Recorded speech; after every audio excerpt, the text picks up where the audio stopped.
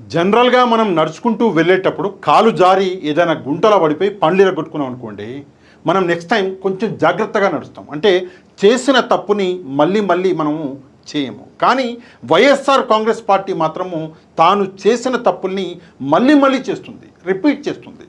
2024లో YSR Congress party ఓటమికి కారణమైనటువంటి అవే తప్పులు మళ్ళీ వైఎస్ఆర్ కాంగ్రెస్ పార్టీ చేస్తుంది అంటే నిజంగా సిగ్గుచేటు. నిన్న సజ్జల గారు కొన్ని విషయాలు మాట్లాడారు.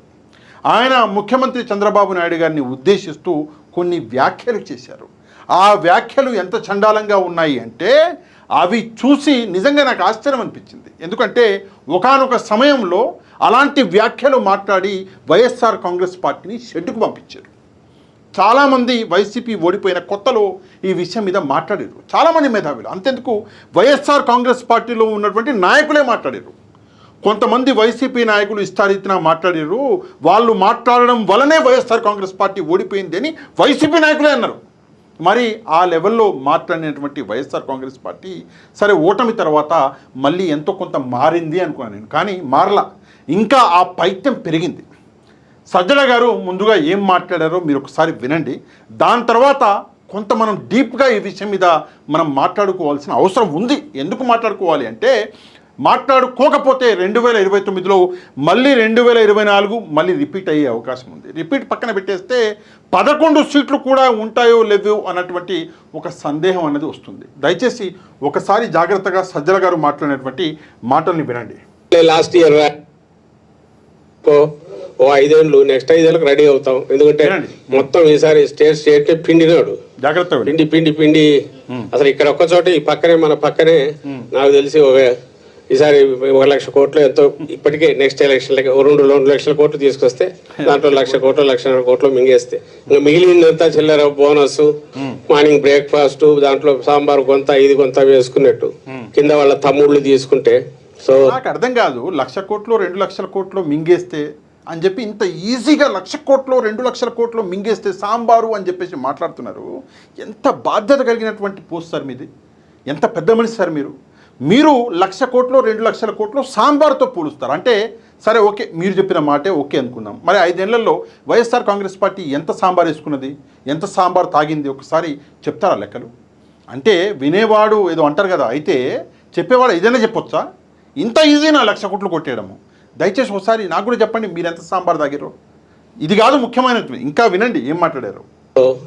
మన రాష్ట్రం చేసే అప్పు, ఇంకా పక్కన సహజ వనరులు ఏమిటంటే మైనింగ్ కానీ ఇంకా మిగిలినవన్నీ కొట్టేస్తే నెక్స్ట్ ఎలక్షన్లకు ఒకవేళ పోతే 5 years తర్వాత మళ్ళీ రావచ్చు డబ్బుతో. ఈజీగా మైనింగ్ కొట్టేస్తే అదేదో కొట్టేస్తే ఎంత ఈజీగా అంటే రాజకీయాల్ని చాలా ఈజీగా తీసుకుంటున్నాడు సజ్జల గారు.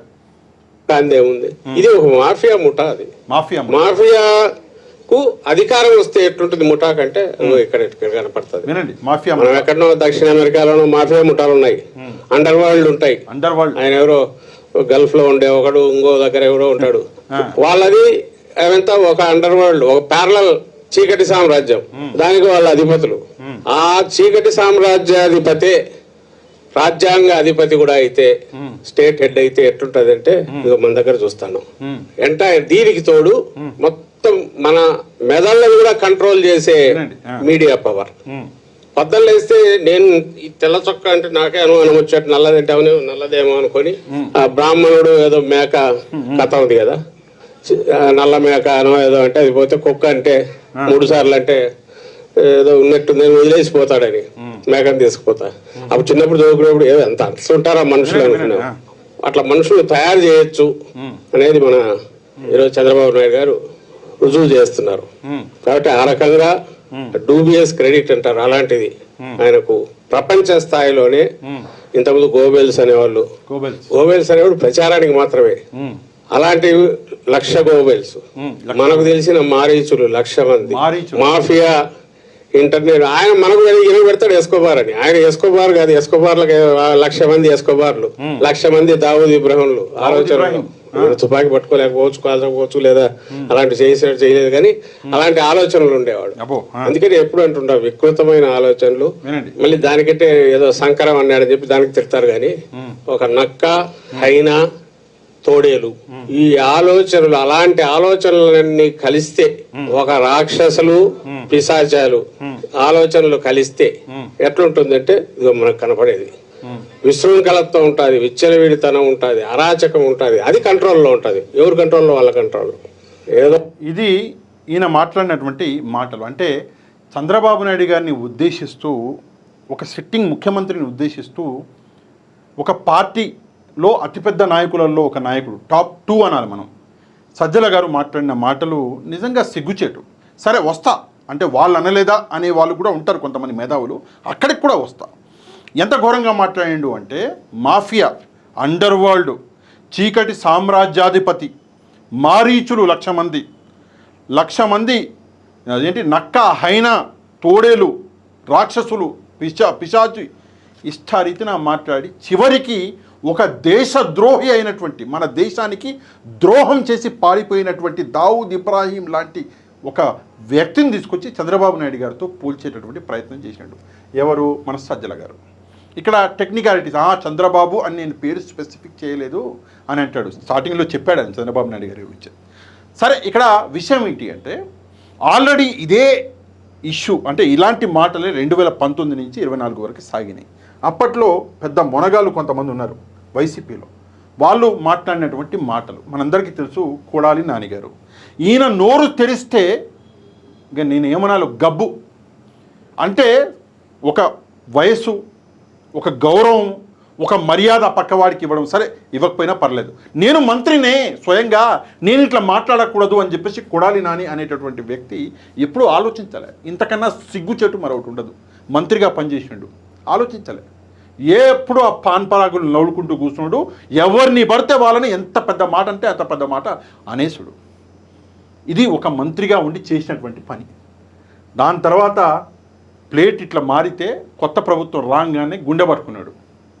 సరే ఎవరు కాపాడారు కొడాలి నానిని అందరికీ తెలుసు, అది వేరే సంగతి అనుకోండి. ఓ పెద్ద సినిమా ఇండస్ట్రీ నుంచి ఒక పెద్ద, సరే నేను ఆ డీటెయిల్లోకి వెళ్ళను, అది వేరే సంగతి.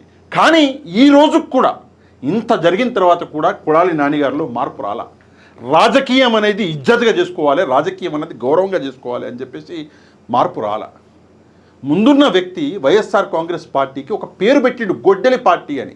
ఎంత ఆలోచన ఉంది ఆ పేరులో, ఎంత ఆలోచన ఉంది. అండ్ ఆ పేరు ఒక్కసారిగా ప్రజల గుండెల్లోకి వెళ్ళిపోయింది, మనసుల్లోకి. వైసీపీ గొడ్డలి పార్టీ అని.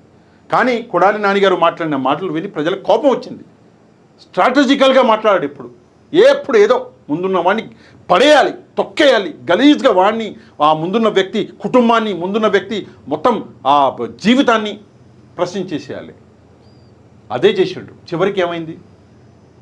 దమ్ముంటే రా అన్నాడు చంద్రబాబు నాయుడు గారిని, నన్ను ఓడించు అన్నాడు, నా కాన్స్టిట్యున్సీలో ఓడించు నన్ను అన్నాడు. ఇప్పుడు కాన్స్టిట్యున్సీలో పొద్దున్న కౌంటింగ్ స్టార్ట్ అయితే 10 గంటలకి కౌంటింగ్ వదిలిపెట్టి వెళ్ళిపోయాడు.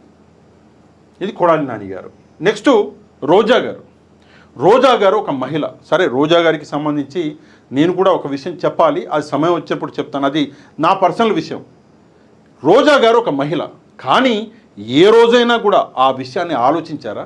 నేను మహిళని, నేను ఇలా మాట్లాడకూడదు, నేను సంస్కారంగా మాట్లాడాలి, నేను 10 మందికి ఒక ఇన్స్పిరేషన్గా మాట్లాడాలి అని ఎప్పుడన్నా ఆలోచించారా? ఎన్నికలకి ముందు ఇలాగే మాట్లాడి చాలా దారుణాతి దారుణంగా తన కాన్స్టిట్యున్సీలో వైఎస్ఆర్ కాంగ్రెస్ పార్టీ ఓట్లని మొత్తం నాశనం చేశారు రోజా గారు. సరే ఎన్నికల తర్వాత మారారేమో అనుకున్నాం. ఫస్ట్ సంవత్సరం పాటు కనపడలే, వెళ్ళిపోయారు. చాలామంది అయితే తమిళనాడు రాజకీయాల్లోకి వెళ్ళిపోయిందని చెప్పారు. కనపడలా, ఏడ కేసులు పెడతారు అని. దాని తర్వాత మెల్లమెల్లగా వచ్చారు. ఎన్నికలు జరిగిన అదే రోజుని, అంటే రిజల్ట్ వచ్చిన ఆ రోజు నుంచి మేము పంచాయతీ మొదలుపెట్టి మేము ముందుకొచ్చి మేము మాట్లాడుతుంటే, సంవత్సరం తర్వాత మేము అంటే నేను పర్సనల్గా ఆ రోజు ఏ నాయకుడు లేడు, ఎవడు రాలా సంవత్సరం వరకు. మెల్లమెల్లగా వచ్చేసి సరే ఏదో కొంత మార్పు అన్నది వచ్చిందేమో రోజా గారిలో అనుకున్నా, కానీ రాలా. సేమ్ అదే నోరు, సేమ్ అదే బిహేవియర్, వరస్ట్ బిహేవియర్. ఆమె బిహేవియర్లో మార్పు వస్తుంది అని చెప్పేసి నేను ఊహించిన, కానీ ఆమె బిహేవియర్లో మార్పు కాదు కదా. జగన్మోహన్ రెడ్డి గారికి వచ్చిన ఆ 11 సీట్లు కూడా ఎందుకు వచ్చినాయి, ఎట్లా వచ్చినాయి నేను చూస్తా అని చెప్పేసి జగన్మోహన్ రెడ్డి గారి మీద కక్ష కట్టినట్టుగా ఉన్నారు రోజా గారు. ఇక వల్లభనేని వంశీ గారు అంటే నాకు తెలిసిన వంశీ ఎవరైతే ఉన్నాడో ఆయన చాలా రిజర్వ్గా మాట్లాడతాడు. ఏదో గాలికి పోయే కంపెనీ తీసుకొచ్చి ముడికి దలుచుకోడు. రిజర్వ్గా మాట్లాడతాడు. కానీ ఏం జరిగిందో తెలియదు టీడీపీ నుంచి వైసీపీలోకి వచ్చాక. మరి ఏం చూశాడో తెలియదు ఆయన. తిట్టాలి, ఇక్కడ ఉండాలంటే తిడితేనే ఇక్కడ ఉంటాము, ఈ పార్టీలో ముందుకెళ్తాము అని చెప్పి మరి ఆయనకు అర్థమైందో ఏమో తెలియదు. కానీ ఆయన కూడా ఇష్టారీతిన మాట్లాడాడు, ఇష్టం వచ్చినట్టు మాట్లాడాడు. ఇక నేను ఆ సంఘటన గురించి చెప్పదలుచుకోలేదు, ఎందుకంటే ఆయన క్షమాపణలు కోరిండు కాబట్టి నేను ఆ సంఘటన గురించి చెప్పను. కానీ ఆయన వల్ల చంద్రబాబు నాయుడు గారి లాంటి వ్యక్తి కన్నీళ్లు పెట్టుకోవాల్సినటువంటి పరిస్థితి మనం చూస్తున్నాం. ఇక ఈ అనిల్ కుమార్ యాదవ్ గారు, ఈయనైతే ఆయన ఎటకారపు మాటలు అసెంబ్లీలో నిలబడి ఈ ఎటకారపు మాటలు పోలవరం డేట్ కూడా చెప్పిండు, అది కూడా ఎక్కిరించుకుంటూ చెప్పిండు. ఎవరిని పడితే వాళ్ళ మీద ఎంత పడితే అంత మాట మాట్లాడాడు. ఈరోజు ఏమైంది పరిస్థితి? ఎక్కడన్నా కనిపిస్తున్నాడా? వైసీపీలోనే రోజు ఏదో ఒక ఇష్యూ మీద వైసీపీ బయటకు వస్తుంది కదా, మీడియాతో మాట్లాడుతుంది కదా. ఈరోజు ఏదో డిఎస్సి అది తీసుకొచ్చారు కదా. మరి వైసీపీలోనే ఎక్కడన్నా కనిపిస్తున్నాడా ఈ వ్యక్తి అనిల్ కుమార్ యాదవ్? ఎందుకు కనిపించట్లే?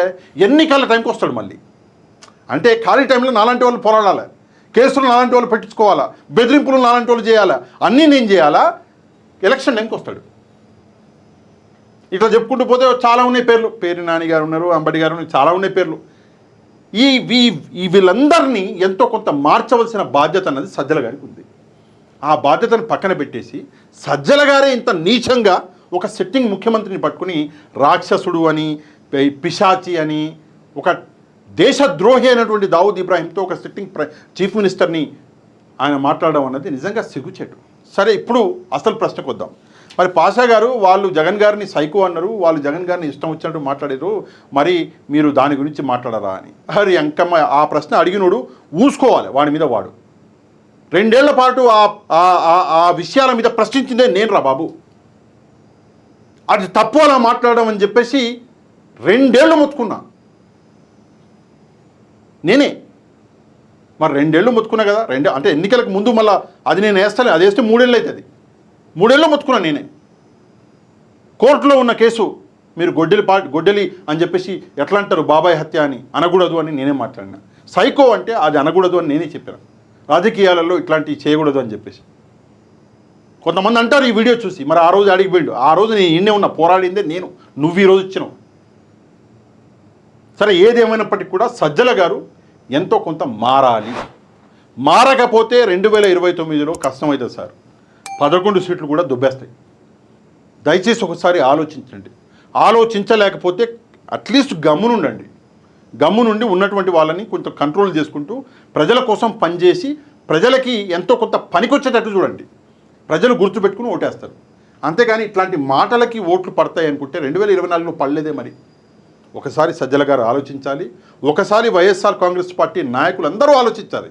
రాజకీయం అంటే ఎక్కడో టీడీపీ వాళ్ళు 33% ఇచ్చారని చెప్పేసి రిజర్వేషను, వైసీపీ వాళ్ళందరూ మహిళా నాయకురాలను తీసుకొచ్చి ఏదో స్పీచ్లు ఇప్పించడం కాదు రాజకీయం అంటే. మహిళలందరూ టీడీపీ గురించి మంచిగా మాట్లాడుతున్నారు, వాళ్ళ డైరెక్షన్ చేంజ్ చేద్దామని చెప్పేసి డైవర్జన్ పాలిటిక్స్ కింద మహిళలను తీసుకొచ్చి వైసీపీ ఆఫీస్తో నిలబెట్టి మాట్లాడడం కాదు రాజకీయం అంటే. ఏం చేసిర్రు మహిళలకి, ఏమేమి విషయాల మీద పోరాడిర్రు మహిళల కోసం ఈ 2 ఏళ్ళు మీరు ప్రతిపక్షంలో ఉండి, అది ఇంపార్టెంట్. అంతేగాని స్పీచ్లో ఉంది సార్, నాకు మైక్ ఇస్తే మీకంటే 1000 రెట్లు నేను మాట్లాడతా. సజ్జల గారికి కొంచెం మాట్లాడడంలో కొంచెం అటు ఇటు తడబడతారు. సజ్జల గారి కంటే 1000 రెట్లు నేను మాట్లాడతా మైక్ ఇస్తే. మాట్లాడడం ఉంది, ఎవడన్నా మాట్లాడతాడు. రాజకీయం అన్నది రాజకీయంగా చేయండి. ప్రజలకి మంచి చేయాలన్న ఉద్దేశం ఉంటే సరిపోదు, పని కూడా చేయాలి. దయచేసి పని మీద దృష్టి పెట్టండి. ఇట్లాంటి మాటలు మాట్లాడడం ఆపేసి దయచేసి మీ నాయకుల్ని కూడా కొంత కంట్రోల్ అన్నది చేయండి. సరే, తప్పకుండా మీ యొక్క కమెంట్స్ ఈ వీడియో కింద తప్పకుండా మీరు కమెంట్ చేయండి. ఈ టాపిక్ మీద సజ్జల గారు మాట్లాడిన మాటలు కరెక్టేనా, దీని ఇంపాక్ట్ అనేది ఎట్లా ఉంటుంది రాబోయే ఎన్నికల్లో, తప్పకుండా ఒక కమెంట్ చేయండి. ఈ వీడియోని ఒక లైక్ చేసి మన ఛానల్ని సబ్స్క్రైబ్ చేసుకొని వాళ్ళు ఛానల్ని కూడా సబ్స్క్రైబ్ చేసుకోండి. నెక్స్ట్ వీడియోలో మళ్ళీ కలుద్దాం. అంతవరకు థ్యాంక్ యూ వెరీ మచ్. జై హింద్.